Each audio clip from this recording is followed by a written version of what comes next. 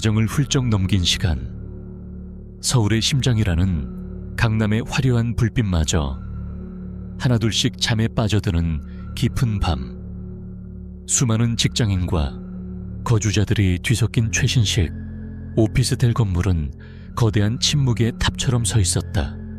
그 탑의 1층, 유일하게 대나처럼 환한 불빛을 뿜어내는 곳이 있었다. 라운드리 14, 박서연이 운영하는 프리미엄 세탁 라운지였다.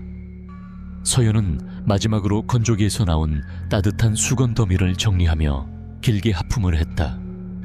하루 종일 코를 찔렀던 세제와 섬유유연제의 향기도 이제는 무감각해진 지 오래였다. 통유리 너머로 보이는 텅 빈 복도는 오가는 사람 하나 없이 고요했고, 가끔 지나가는 고급 세단의 날카로운 엔진 소리만이 이따금씩 정적을 깨뜨릴 뿐이었다. 스테인리스 스틸로 만들어진 거대한 세탁기들은 묵묵히 제 할 일을 마친 채 나란히 서 있었다. 모든 것이 깔끔하고 정돈되어 있었다. 미니멀리즘을 표방한 인테리어, 차가운 백색 조명, 먼지 하나 없는 타일 바닥.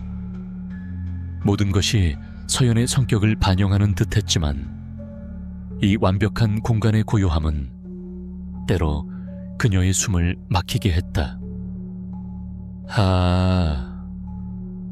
나지막한 한숨이 터져 나왔다. 자신만의 가게를 갖겠다는 꿈은 이루었지만 그 현실은 24시간 꺼지지 않는 이 작은 공간에 스스로를 가두는 것과 같았다.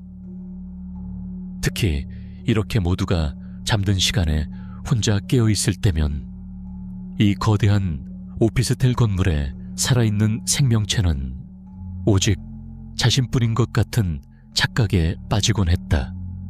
위층 수백 개의 호실에서 사람들이 잠을 자고 꿈을 꾸고 숨을 쉬고 있다는 사실이 오히려 비현실적으로 느껴졌다. 스마트폰을 들어 시간을 확인했다. 새벽 1시 5분. 이제 정말 문을 닫고 바로 위층에 있는 자신의 오피스텔로 올라가야 할 시간이었다. 마지막으로 바닥을 한 번 더 닦고 출입문에 실로스트 패스말을 거는 것이 그녀의 마지막 일과였다. 서연은 청소도구함에서 대걸레를 꺼냈다. 기계들의 낮은 웅궁거림 외에는 아무 소리도 들리지 않았다. 그녀는 익숙하게 대걸레에 물을 묻혀 바닥을 닦기 시작했다. 차가운 타일 위로 물기가 매끄럽게 퍼져나갔다. 이것만 끝내고 들어가서 바로 쓰러져 자야지. 피곤해 절은 몸이 간절하게 휴식을 원하고 있었다. 그렇게 마지막 정리에 몰두하던 바로 그 순간이었다. 띵동. 고요함을 깨뜨리는 전자음과 함께 굳게 닫혀있던 자동문이 스르륵 소리를 내며 양옆으로 열렸다. 이 시간에 손님일 리가 없었다. 서연은 반사적으로 고개를 들어 문 쪽을 바라보았다. 어둠 속에서 한 남자의 실루엣이 형광등 불빛 안으로 천천히 걸어 들어오고 있었다. 키가 크고 다부진 체격의 남자였다. 최신 유행을 따르는 듯한 검은색 조거, 팬츠와 후드 티셔츠 차림이었지만 그가 풍기는 분위기는 편안함과는 거리가 멀었다. 무엇보다 서연을 사로잡은 것은 그의 눈이었다. 깊이를 알 수 없는 어떠한 감정도 담겨있지 않은 차가운 눈매, 마치 잘 닦인 검은 구슬 같았다. 어서 오세요. 서연은 직업적인 미소를 지으며 그를 맞았다. 하지만 남자는 아무런 대꾸도 없이 곧장 접수 데스크로 다가왔다. 그는 들고 있던 옷가지를 말없이 데스크 위에 툭 내려놓았다. 바스락거리는 소리를 내며 펼쳐진 것은 값비싼 아웃도어 브랜드의 검은색 고어텍스 재킷이었다. 세탁 부탁합니다. 낮고 건조한 감정이 실리지 않은 목소리였다. 네, 알겠습니다. 서연은 재킷을 받아들고 상태를 확인하기 위해 조명 아래로 가져갔다. 손끝으로 만져지는 원단의 질감은 최고급이었지만 상태는 엉망이었다.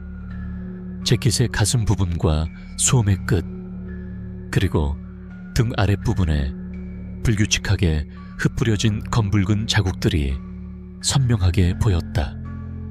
이미 오래전에 묻은 더 뻣뻣하게 구더 원단에 깊숙이 스며들어 있었다. 얼룩이 좀 심하네요. 혹시 뭔지 아시겠어요? 종류를 알아야 제거하기가 수월해서요. 얼룩 제거는 그녀의 전문 분야였기에 순수한 직업적 호기심에서 나온 질문이었다. 그러나 남자는 그녀의 질문에 즉답하지 않았다. 대신 그는 서연의 손에 들린 재킷의 얼룩을 잠시 무표정하게 내려다보더니 이내 시선을 들어 서연의 얼굴을 똑바로 응시했다. 그 시선에 서연은 저도 모르게 마른 침을 삼켰다. 와인입니다. 남자가 짧게 대답했다. 레드 와인을 좀 쏟아서요. 지워지겠죠? 아, 와인이요. 서연은 고개를 끄덕였지만 속으로는 의아함이 가시지 않았다. 그녀는 수많은 와인 얼룩을 다뤄봤다. 하지만 이것은 달랐다. 와인 얼룩, 특유의 붉은빛이나 보랏빛이 아니었다. 시간이 지나 산화된 혈흔처럼 불길할 정도로 어둡고 탁한 색이었다. 그리고 코를 가까이 대지 않아도 희미하게 느껴지는 비릿한 냄새는 와인의 향과는 거리가 멀었다. 하지만 손님과 왈가왈부할 수는 없는 노릇이었다. 네, 그럼요. 특수약품으로 처리하면 대부분 지워집니다. 최선을 다해볼게요. 서연은 애써 미소를 지으며 태블릿 PC를 꺼내 접수 절차를 시작했다. 그녀는 남자의 무감각한 시선이 자신의 손가락 하나하나의 움직임을 집요하게 좇고 있다는 것을 느꼈다. 등줄기를 타고 식은땀 한 방울이 흘러내리는 것 같았다. 성함하고 연락처 부탁드립니다. 서연은 최대한 태연한 목소리를 유지하며 태블릿 화면을 남자 쪽으로 돌렸다. 남자는 잠시 망설이는 듯 하더니 검고 긴 손가락으로 스크린 위에 자신의 이름을 천천히 입력했다. 김민준, 지극히 평범한 이름이었다. 이어서 그는 전화번호를 입력했다. 서연은 접수 내용을 확인하고 결제를 진행했다. 남자는 검은색 카드 한 장을 꺼내 몰차 건넸다. 결제가 완료되고 영수증이 출력되는 짧은 순간 동안 둘 사이에는 어색하고 무거운 침묵만이 흘렀다. 세탁기의 낮은 진동음만이 그 침묵을 더욱 도드라지게 만들었다. 수요일 오후부터 찾아가실 수 있습니다. 완료되면 문자로 알려드릴게요. 서연이 영수증과 함께 카드를 건네며 말했다. 김민주는 말없이 그것을 받아 주머니에 쑤셔 넣었다. 그의 임무는 끝났다는 듯 그는 곧바로 몸을 돌려 출입문을 향해 걸어갔다. 드디어 가는구나. 서연은 안도의 한숨을 내쉬며 굳었던 어깨를 폈다. 저 남자가 나가고 문이 닫히면 이 숨막히는 긴장감도 끝날 터였다. 하지만 김민주는 자동문 바로 앞에서 마치 무언가 중요한 것을 잊었다는 듯 우뚝 멈춰섰다. 그리고 그는 천천히, 아주 천천히 고개를 돌려 서연을 바라보았다. 가게 안에 환한 조명이 그의 얼굴 절반에 그림자를 드리웠고 그늘진 눈은 더욱 깊고 서늘하게 빛났다. 그가 입을 열었다. 사장님. 그의 목소리는 이전보다 한 톤 더 낮아져 있었다. 손님들 얼굴 잘 기억하는 편이세요? 그것은 너무나도 뜻밖이고 기이한 질문이었다. 단순한 호기심이라고 하기엔 그의 말투와 눈빛에 담긴 무게가 너무나도 무거웠다. 그 질문은 마치 날카로운 얼음 조각처럼 서연의 귓속을 파고들어 심장을 찔렀다. 왜 그런 걸 묻는 거지? 이 남자의 의도는 대체 뭘까? 수만 가지 불길한 상상이 순식간에 그녀의 머릿속을 스쳐 지나갔다. 네. 서연은 간신히 되물었다. 목소리가 미세하게 떨리는 것을 스스로도 느낄 수 있었다. 아니, 그냥 단골이 많으신가 해서요. 김민주는 그렇게 덧붙였지만 그의 눈은 전혀 웃고 있지 않았다. 그는 마치 서연의 반응을 살피고 그녀의 기억력을 시험하려는 듯한 집요한 시선을 거두지 않았다. 그는 서연의 대답을 기다리고 있었다. 그 짧은 순간이 영혼처럼 느껴졌다. 아, 네. 그럼요. 자주 오시는 분들은 대부분 기억하죠. 서연은 거의 본능적으로 대답했다. 그러자 김민준의 입꼬리가 아주 미세하게, 거의 알아차릴 수 없을 정도로 살짝 올라갔다. 그것은 비웃음처럼 보이기도 했고 만족의 표시처럼 보이기도 했다. 그는 더 이상 아무 말도 하지 않았다. 그저 고개를 까딱하는 것으로 인사를 대신하고는 다시 몸을 돌려 자동문 밖으로 사라졌다.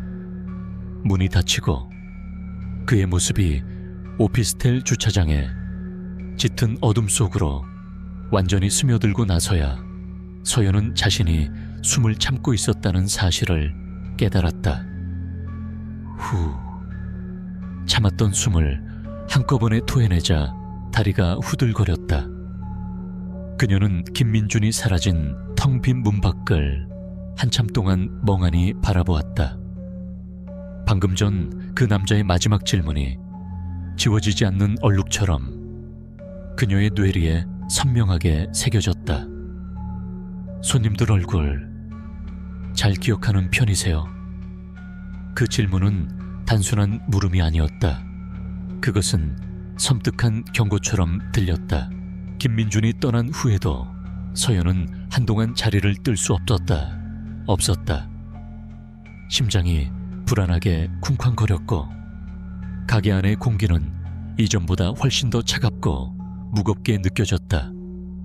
그녀는 출입문 잠금 버튼을 누르고 She Lost 팻말을 안쪽으로 돌렸다. 이제 이 공간은 외부와 완전히 차단되었다. 안전하다는 생각에 조금은 안심이 되었지만 방금 전에 기묘한 만남이 남긴 찝찝함은 쉽게 가시지 않았다. 그냥 좀 이상한 사람이었을 뿐이야. 신경 쓰지 말자. 스스로를 다독이며 서연은 김민준이 맡기고 간 검은 재킷을 집어들었다. 빨리 처리해버리고 싶은 마음에 그녀는 곧장 작업실로 향했다. 얼룩 제거 약품들이 종류별로 정리된 선반 앞에서 그녀는 재킷을 다시 한번 자세히 들여다보았다. 강한 조명 아래서 본 얼룩은 더욱 기괴했다. 핏자국이라고 확신할 수밖에 없었다. 그녀는 고개를 저었다. 아니야, 쓸데없는 생각하지 마. 하지만 한번 피어오른 의심은 끈질기게 그녀를 괴롭혔다. 그녀는 일단 재킷을 따로 걸어두고 내일 아침 맑은 정신으로 처리하기로 마음먹었다. 오늘은 너무 피곤했고 감정적으로도 지쳐 있었다. 가게 뒤편에 딸린 작은 휴게실로 들어가기 전 마지막으로 매장을 한번 둘러보던 그때였다. 똑, 똑, 똑. 어디선가 물방울이 떨어지는 소리가 규칙적으로 들려왔다. 아주 작은 소리였지만 모든 기계가 멈춘 절대적인 정적 속에서는 유난히 선명하게 들렸다. 뭐지? 서연은 고개를 갸웃거렸다. 분명 모든 수도꼭지를 잠갔고 세탁기에서도 누수는 없었다. 그녀는 소리의 근원지를 차차 귀를 기울였다. 소리는 대형 세탁기들이 늘어선 벽 쪽에서 들려오는 것 같았다. 그녀는 천천히 그쪽으로 다가갔다. 바닥을 샅샅이 살폈지만 물기는 전혀 보이지 않았다. 똑, 똑, 또독. 소리는 점점 가까워지는 듯해 됐다. 바로 작업실 안. 김민준의 재킷을 걸어둔 바로 그 근처에서 나는 소리 같았다. 소름이 오소소 돋았다. 그 순간이었다. 치익 지지직. 휴게실 입구 쪽 테이블 위에 놓여있던 스마트 스피커가 갑자기 기괴한 잡음을 내기 시작했다. 서연은 깜짝 놀라 그쪽을 돌아보았다. 평소에는 헤이 클로버라고 불러야만 작동하는 기계였다. 하지만 지금은 아무런 호출도 없었는데 마치 오래된 라디오가 주파수를 맞추지 못하는 것처럼 거친 소음을 토해내고 있었다. 잡음 사이로 간신히 알아들을 수 있는 가느다란 여성의 목소리가 흘러나왔다. 물에 잠긴 듯 웅걸거리는 기계적으로 왜곡된 목소리였다. 나 좀 찾아줘. 서연은 비명을 지를 뻔했다. 온몸의 털이 곤두서는 것 같았다 본다. 그녀는 허둥지둥 스피커로 달려가 전원원 코드를 뽑아버렸다. 스피커가 침묵하자 가게 안에는 다시 지독한 정적과 함께 규칙적인 물방울 소리만이 남았다. 똑, 똑, 똑. 이제 그 물방울 소리는 단순한 누수음으로 들리지 않았다. 그것은 마치 김민준의 재킷에 묻은 검붉은 얼룩에서 떨어지는 소리처럼 느껴졌다. 스마트 스피커에 전원 코드를 뽑아든 서연의 손이 가늘게 떨리고 있었다. 심장은 귀 바로 밑에서 치는 것처럼 요란하게 울렸다. 가게 안의 모든 것이 갑자기 위협적으로 느껴졌다. 나란히 서 있는 세탁기들은 입을 벌린 거대한 괴물들 같았고 통유리 너머의 어둠은 무언가 자신을 지켜보고 있는 것만 같았다. 그녀의 시선은 저절로 작업실 문으로 향했다.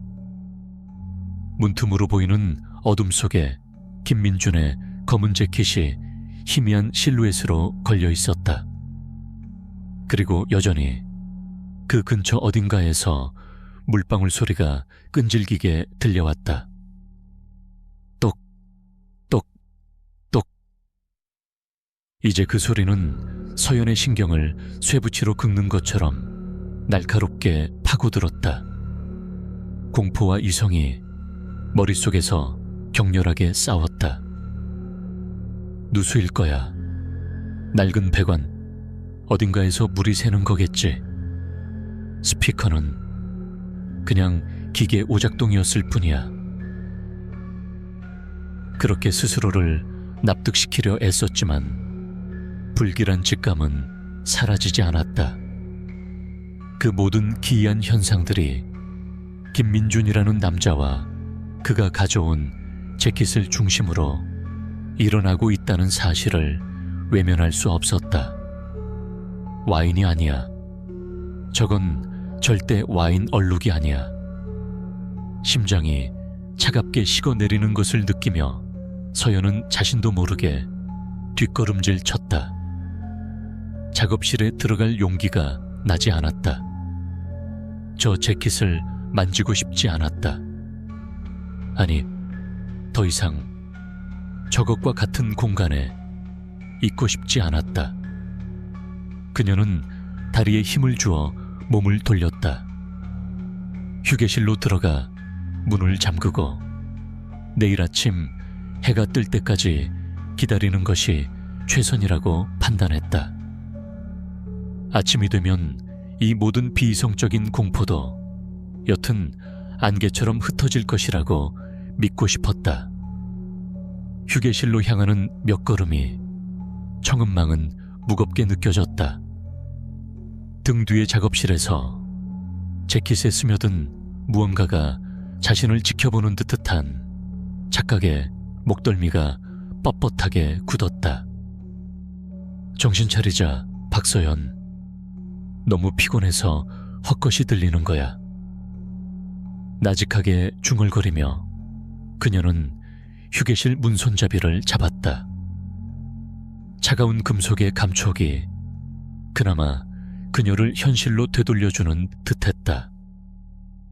문을 열고 안으로 들어서려는 바로 그 순간 똑! 물방울 소리가 멈췄다. 갑작스러운 정적. 서연은 그 자리에 얼어붙었다. 소리가 멈춘 것이 오히려 더 큰 공포로 다가왔다. 마치 무언가가 자신의 움직임을 알아채고 숨을 죽인 것처럼 그녀는 숨을 죽인 채 귀를 기울였다.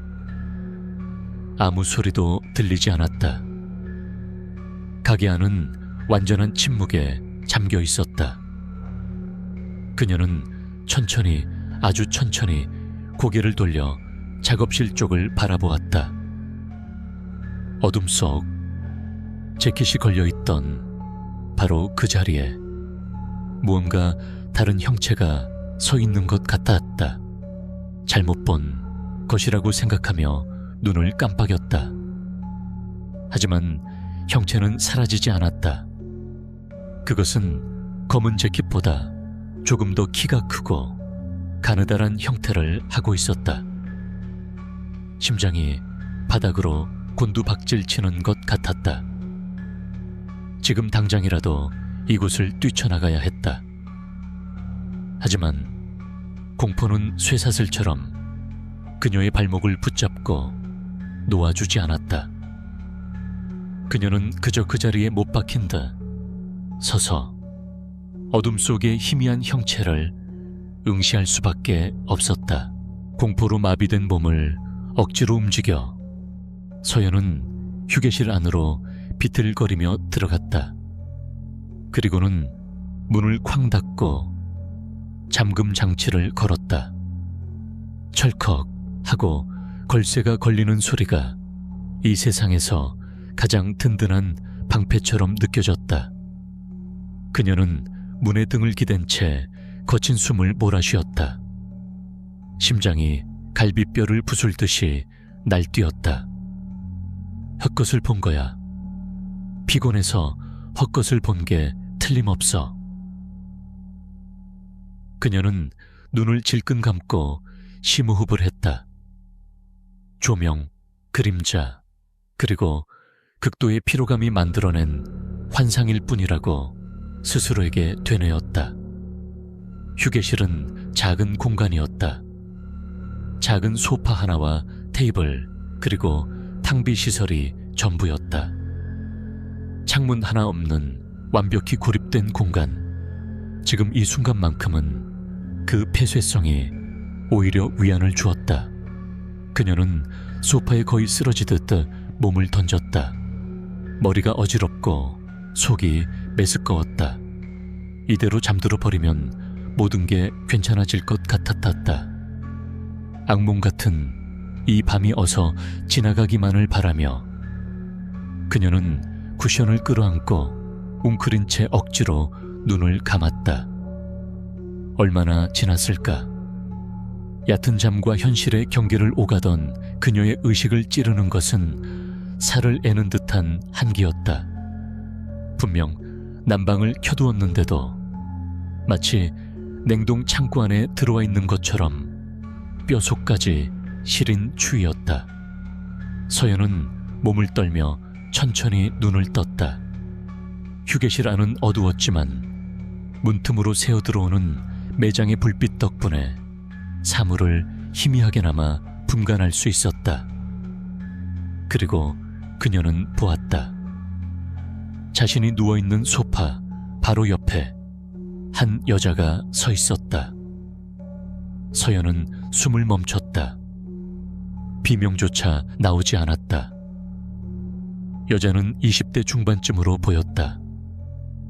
긴 머리카락은 물에 흠뻑 젖어 축 늘어져 있었고 그 머리카락 끝에서는 검붉은 물방울이 쉴 새 없이 바닥으로 떨어지고 있었다. 똑, 똑, 똑. 아까 들었던 바로 그 소리였다.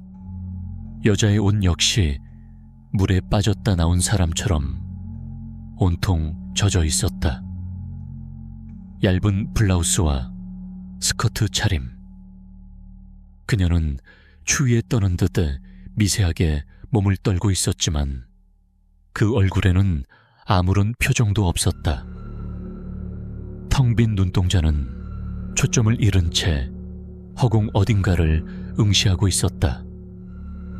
서연의 눈에 들어온 가장 끔찍한 것은 여자의 머리였다. 한쪽 관자놀이 부분이 부자연스럽게 움푹 파여 있었고 그곳에서부터 시작된 검은 피가 뺨을 타고 흘러내려 턱 끝에 맺혀 있었다. 시선이 마주쳤다. 아니, 여자의 텅 빈 눈이 서연을 향해 천천히 돌아왔다. 마치 아주 녹슨 기계가 움직이는 것처럼 삐걱거리는 움직임이었다. 여자의 파랗게 질린 입술이 아주 조금, 아주 느리게 열렸다. 그 목소리는 인간의 것이 아니었다. 바람이 갈라지는 소리 같기도 했고 물속 깊은 곳에서부터 울려 퍼지는 소리 같기도 했다. 그 목소리가 닿는 순간 휴게실의 온도는 더욱 급격히 떨어지는 듯했다. 여자는 젖은 손을 천천히 들어 올렸다. 그리고는 떨리는 손가락으로 휴게실 문을 가리켰다. 정확히는 문 너머 작업실에 걸려있는 검은 재킷이 있는 방향이었다. 그녀의 눈동자에 처음으로 감정이 어렸다. 그것은 지독한 원한과 애원이 뒤섞인 처절한 눈빛이었다. 내 옷. 그 순간 서연의 이성은 완전히 끊어졌다. 으아. 그녀는 반사적으로 몸을 일으켜 소파 반대편으로 굴러떨어졌다. 바닥에 부딪히는 고통도 느낄 새 없이 네 발로 기어가다시피 하여 휴게실 문을 열어젖혔다. 잠금 장치를 푸는 손이 미친 듯이 떨려 몇 번이나 헛돌았다. 철컥 소리와 함께 문이 열리자마자 그녀는 가게 중앙으로 뛰쳐나갔다. 뒤를 돌아볼 엄두도 내지 못했다. 등 뒤에서 느껴지는 지독한 한기가 금방이라도 자신의 목덜미를 붙잡을 것만 같았다. 가게 중앙에 선 그녀는 헐떡이며 주변을 둘러보았다. 아무도 없었다. 작업실 쪽을 흘끗 쳐다보았지만 어둠 속에는 검은 재킷만이 흉물처럼 걸려있을 뿐이었다. 하지만 휴게실에서 풍겨나오는 냉기와 비릿한 냄새는 여전히 생생했다. 이제 이곳에 단 1초도 더 머물 수 없었다. 그녀는 출입문으로 달려갔다. 밖으로 나가야 했다. 불빛이 있는 곳으로, 사람이 있는 곳으로 도망쳐야 했다. 잠겨있는 문을 열기 위해 제어판으로 손을 뻗는 바로 그 순간이었다. 쾅! 거대한 충격음과 함께 통유리로 된 출입문 전체가 흔들렸다. 서연은 심장이 멎는 듯한 충격에 그 자리에 얼어붙었다. 유리문 바로 너머 어둠 속에서 한 남자가 서서 문을 거칠게 주먹으로 내리치고 있었다. 김민준이었다. 몇 시간 전에 그 무표정하고 차가운 얼굴은 온데간데 없었다. 그의 눈은 광기로 번들거렸고 입은 무언가를 향해 소리 없이 분노를 토해내는 것처럼 흉하게 일그러져 있었다. 그는 마치 우리에 갇힌 맹수처럼 문을 부술 기세로 계속해서 주먹을 내리쳤다. 쾅! 쾅! 쾅! 유리에 금이 갈 듯한 굉음이 가게 전체를 울렸다. 문 열어. 당장 열어. 김민준이 으르렁거리듯 소리쳤다. 그의 목소리는 다급함과 분노, 그리고 무언가에 쫓기는 듯한 불안감으로 가득 차 있었다. 그 옷 다시 가져가겠다고. 세탁 안 해도 되니까 그냥 내놔. 말도 안 되는 소리였다. 이 새벽에 맡긴 지 몇 시간도 되지 않은 세탁물을 다시 차하러 온다는 것 자체가 상식 밖의 일이었다. 서연은 깨달았다. 그가 돌아온 이유는 단 하나. 저 재킷에 묻은 핏자국을 세상에서 완전히 없애버리기 위해서라는 것을. 그리고 지금 그의 저 미친 듯한 행동은 무언가 그의 계획이 틀어졌다는 것을 의미했다. 서연은 공포에 질려 뒷걸음질 쳤다. 안에서는 정체불명의 원혼이, 밖에서는 살인마일지도 모르는 남자가 자신을 압박해오고 있었다. 그녀는 완벽한 도간에 갇힌 쥐였다. 유리문 하나를 사이에 두고 서연과 김민준은 서로를 노려보았다. 김민준의 눈에는 사리가 번뜩였다. 그는 서연이 순순히 문을 열어주지 않을 것임을 깨달았는지 주머니에서 무언가를 꺼내려 손을 움직이기 시작했다. 이대로 있다가는 저 남자가 유리를 깨고 들어올지도 모른다는 극도의 공포가 서연을 덮쳤다. 절체절명의 순간 서연의 머릿속에 유일한 탈출구가 떠올랐다. 경찰, 112. 그녀는 떨리는 손으로 자신의 주머니를 더듬어 스마트폰을 찾아 헤맸다. 차가운 기계의 감촉이 손끝에 닿자마자 그녀는 거의 움켜쥐듯 폰을 꺼내들었다. 김민준은 유리문 너머에서 그녀의 행동을 똑똑히 지켜보고 있었다. 서연이 스마트폰 화면을 켜는 것을 보자 그의 얼굴은 더욱 흉악하게 일그러졌다. 그는 무언가 알아들을 수 없는 욕설을 내뱉으며 다시 한번 문을 강하게 걷어찼다. 서연은 간신히 긴급 통화 버튼을 눌렀다. 손가락이 제멋대로 움직여 자꾸만 엉뚱한 곳을 눌렀다. 19. 마지막 숫자 2위를 누르려는 바로 그 찰나였다. 그 남자가 갑자기 가게 전체에 쩌렁쩌렁한 목소리가 울려 퍼졌다. 서연은 소스라치게 놀라 주위를 둘러보았다. 목소리는 분명히 그녀가 몇 시간 전에 전원 코드를 뽑아버렸던 바로 그 스마트 스피커에서 흘러나오고 있었다. 전원이 꺼진 기계에서 어떻게 소리가 날 수 있는지 이해할 수 없었지만 지금은 그런 것을 따질 때가 아니었다. 그것은 아까 휴게실에서 들었던 그 여자의 목소리였다.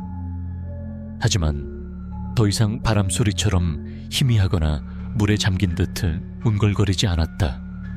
증오와 원한으로 가득 찬 또렷하고 날카로운 목소리였다. 그 남자가 날 죽였어. 그 목소리는 단순한 음파가 아니었다. 그것은 차가운 칼날처럼 공기를 가르며 서연과 김민준의 고막에 박혔다. 저 세상으로부터 온 명백한 고발이었다. 유리문 너머의 김민준은 그 목소리를 듣고 온몸이 굳어버렸다. 그의 눈이 경악으로 크게 뜨였다. 그는 마치 귀신이라도 본 사람처럼 스마트 스피커가 노인 쪽과 서연을 번갈아 보며 고개를 저었다. 그의 얼굴에서 핏기가 사라지고 분노로 가득 찼던 얼굴은 이제 순수한 공포로 뒤덮여 있었다. 그는 더 이상 문을 두드리거나 소리치지 않았다. 그저 믿을 수 없다는 듯 입을 벌린 채 얼어붙어 있었다. 스피커에서는 여자의 목소리가 계속해서 흘러나왔다. 그것은 더 이상 문장이 아니었다.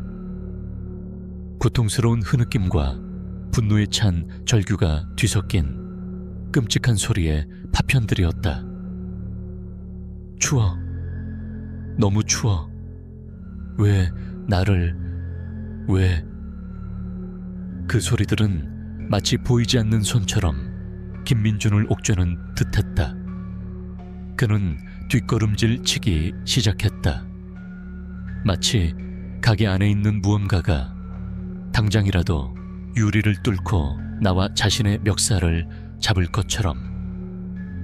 그 순간에 정적과 혼란을 틈타 서연은 마침내 버튼을 눌러 통화 버튼을 누르는데 성공했다. 여보세요? 경찰서죠? 여기 사람이... 서연의 목소리가 가게 안에 울려 퍼지자 김민준은 그제야 정신을 차린 듯했다. 그는 서연을 죽일 듯이 한번 노려보더니 망설일 틈도 없이 몸을 돌려 주차장의 어둠 속으로 미친 듯이 달려갔다. 그의 모습은 순식간에 시야에서 사라졌다. 김민준이 사라진 후에도 서연은 한동안 그 자리에 주저앉아 가쁜 숨을 몰아쉬었다. 스마트 스피커는 거짓말처럼 다시 침묵에 잠겼다. 가게 안은 언제 끔찍한 일이 있었냐는 듯 다시 고요해졌다. 하지만 공기 중에 남은 죽음의 냄새와 뼛속까지 스며던 한기는 그녀가 겪은 일이 결코 환상이 아님을 증명하고 있었다. 얼마 지나지 않아 요란한 사이렌 소리가 밤의 정적을 깨뜨리며 빠르게 가까워졌다. 곧이어 경찰차 2대가 오피스텔 주차장으로 미끄러지듯 들어왔고 제복을 입은 경찰들이 굳게 닫힌 세탁소 문을 두드렸다. 경찰입니다. 문 좀 열어주세요. 서연은 비틀거리는 걸음으로 일어나 문을 열었다. 그녀의 헬쑥한 얼굴과 공포에 질린 눈을 본 경찰들은 상황이 심상치 않음을 직감했다. 서연은 횡설수설하면서도 최대한 침착하게 방금 전까지 겪었던 일을 진술했다. 처음에는 그녀의 말을 반신반의하던 경찰들도 작업실에 걸려있던 검붉은 얼룩으로 뒤덮인 검은 재킷을 보자 표정이 심각하게 굳어졌다. 곧바로 과학수사팀이 현장에 도착했다. 그들은 재킷을 조심스럽게 수거하고 매장 곳곳에서 증거를 채취하기 시작했다. 재킷의 얼룩이 인간의 혈흔이라는 것은 현장에서 진행된 간이 검사만으로도 즉시 확인되었다. 경찰은 서연이 기억하는 김민준의 인상착의와 그녀가 접수받았던 개인정보를 토대로 즉시 용의자 추적에 나섰다. 그가 남긴 전화번호는 대포폰으로 밝혀졌지만 오피스텔 주변의 CCTV 영상은 끈질기게 그의 행적을 쫓고 있었다. 영상 속 김민준은 재킷을 맡긴 후에도 건물을 떠나지 않고 주차장 구석에 차를 세워둔 채 세탁소의 불이 꺼지기만을 기다리고 있었다. 서연이 가게 불을 끄고 휴게실로 들어가자 그는 다시 돌아와 증거가 될 재킷을 회수하려 했던 것이다. 수사는 급물살을 탔다. 재킷에서 발견된 혈흔의 DNA는 며칠 전 실종 신고가 접수된 20대 여성의 것과 일치했다. 그녀는 이 오피스텔에 거주하는 평범한 직장인이었다. 경찰은 김민준이 그녀와 같은 건물에 거주하며 그녀를 스토킹해왔다는 사실을 밝혀냈다.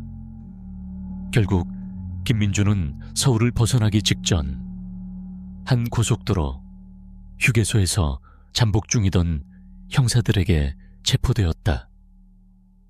그의 차량 트렁크에서는 범행에 사용된 둥이와 피해자의 소지품들이 발견되었다. 처음에는 범행을 완강히 부인하던 그도 결정적인 증거들이 쏟아지자 결국 모든 것을 자백했다. 그의 자백에 따라 경찰은 한강 잠수교 근처의 깊은 물속에서 피해자의 시신이 담긴 대형 여행 가방을 인양했다. 가방 안에서 발견된 시신은 머리에 심한 상처를 입은 상태였으며 며칠 동안 차가운 물속에 있었던 탓에 흠뻑 젖어 있었다고 한다. 그 모습은 서연이 휴게실에서 목격했던 원혼의 모습과 정확히 일치했다. 사건은 그렇게 일단락되었다. 끔찍한 범죄의 진상이 밝혀졌고 범인은 법의 심판을 받게 되었다. 하지만 서연에게는 그것이 끝이 아니었다. 사건 이후 박서연의 삶은 이전과 같을 수 없었다. 라운드리 20화는 며칠 동안 경찰의 폴리스 라인에 둘러싸여 있었고 끔찍한 살인사건의 결정적 증거가 발견된 장소로 뉴스에 오르내렸다. 라인이 해제된 후에도 서연은 더 이상 그곳에 발을 들여놓을 수 없었다. 환하게 불을 밝힌 깔끔한 가게는 이제 그녀에게 이 세상에서 가장 끔찍한 흉가처럼 느껴졌다. 문손잡이를 잡을 때마다 김민준의 광기 어린 얼굴이 떠올랐고 휴게실 소파에 앉으면 흠뻑 젖은 여자의 텅 빈 눈동자가 자신을 내려다보는 것 같았다. 세탁기가 돌아가는 소리는 피해자의 고통스러운 절규처럼 들렸고 섬유유연제의 향기 속에서는 희미한 피비린내가 나는 듯한 착각에 시달렸다. 그녀는 밤마다 악몽을 꾸었다. 꿈속에서 그녀는 차가운 강물 속에 잠긴 여행 가방 안에 갇혀 필사적으로 누군가를 불렀다. 결국 그녀는 가게를 급하게 처분했다. 헐값이었지만 상관없었다. 그녀는 그저 그곳에서, 그리고 끔찍한 기억으로 가득 찬 이 서울에서 벗어나고 싶었을 뿐이다. 그녀는 모든 것을 정리하고 고향인 부산으로 내려갔다. 시간이 흘렀다. 계절이 몇 번이나 바뀌고 사람들의 기억 속에서 강남 오피스텔 살인 사건은 서서히 잊혀갔다. 서연도 새로운 동네에서 작은 카페를 차려 새로운 삶을 시작하려 애썼다. 그녀는 일부러 더 밝게 웃고 더 바쁘게 몸을 움직이며 과거의 그림자를 지우려 노력했다. 하지만 어떤 얼룩은 아무리 강력한 약품으로도 지워지지 않는 법이다. 어느 비 오는 날 저녁, 카페 마감을 준비하던 서연은 무심코 젖은 걸레로 테이블을 닦고 있었다. 그때 한 손님이 막 나가면서 우산에서 떨어진 빗물이 바닥에 작은 웅덩이를 만들었다. 똑, 똑, 똑. 바닥 타일 위로 떨어지는 물방울 소리. 그 소리를 듣는 순간 서연의 손이 그대로 멈췄다. 온몸의 피가 차갑게 식어내렸다. 그녀의 귓가에 그날 밤의 모든 소리가 생생하게 되살아났다. 규칙적으로 떨어지던 물방울 소리, 스마트 스피커의 기괴한 잡음, 유리문이 부서져라 두드리던 소리, 그리고 저 세상에서 온 목소리. 그 남자가 날 죽였어. 서연은 숨을 헐떡이며 주저앉았다.